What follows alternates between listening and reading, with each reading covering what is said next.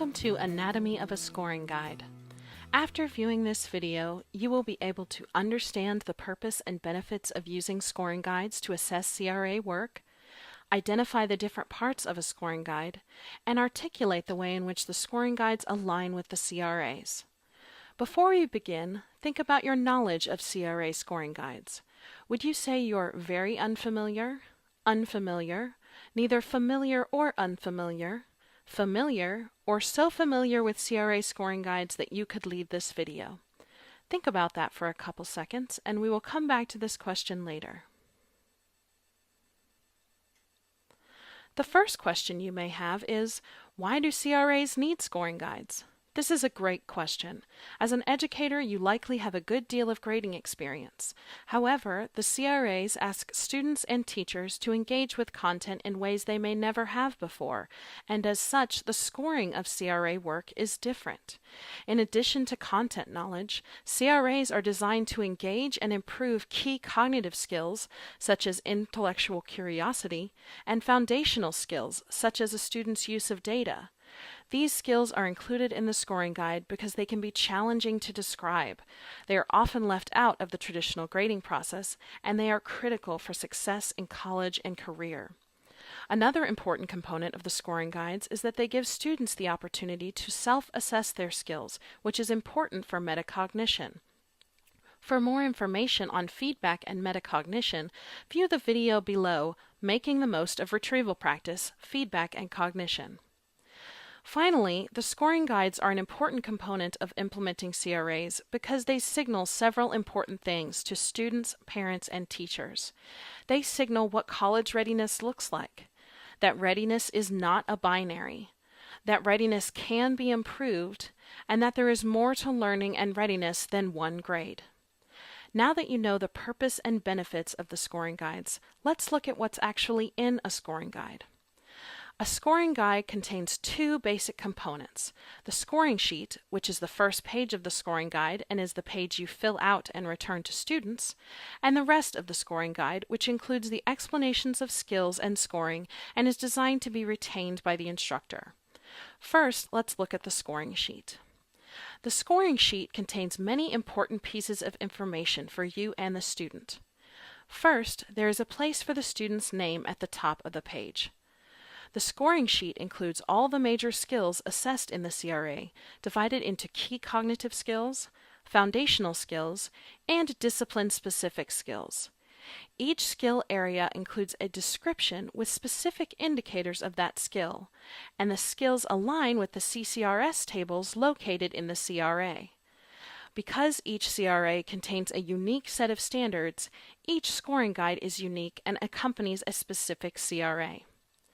You'll notice that there are two columns for scoring on the right-hand side of the scoring sheet, one for the student to self-assess their work and one for the instructor to store the student's work.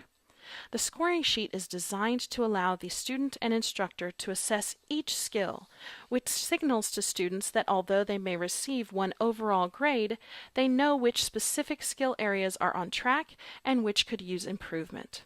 For each skill, the student and instructor should enter a score, 1 through 4, corresponding to the student's college readiness level, as explained in the blue box at the top of the page. At the bottom of the page, there are lines on which to total the scores, and there is a chart that indicates which ranges of scores apply to each readiness level. There is also a line on which the instructor can indicate a numerical grade out of 100, or another scale you prefer, and/or a letter grade. We encourage instructors to use the back of the scoring sheet for making handwritten additional comments on the student's work. Some CRAs, though not all, have group work that is assessed in addition to the individual work. These CRAs have a second scoring sheet that is nearly identical to the first sheet, with only a few exceptions. First, the group work scoring sheet is labeled as such at the top of the page. Second, rather than a column for student self-assessment, there is a column to allow the group as a whole to assess its performance. Finally, there may be a slight adjustment in the number of skills present on the scoring sheet as applicable to the group work in the CRA. After the scoring sheet, the rest of the scoring guide contains descriptions and cues to scoring for each of the skills outlined in the CRA. Please note that the letters and numbers of the skills in the scoring guide refer to their corresponding designation in the College and Career Readiness Standards, so they may not always be consecutive. Each first-level skill set corresponds to a line on the scoring sheet, and each second-level skill corresponds to the parentheses on the scoring sheet, as well as the tables in the CRAs. For each skill, there is a description that defines the college-ready level, as well as some examples of evidence for scoring. If a CRA contains group work, there are descriptions and examples for both individual work and group work where applicable.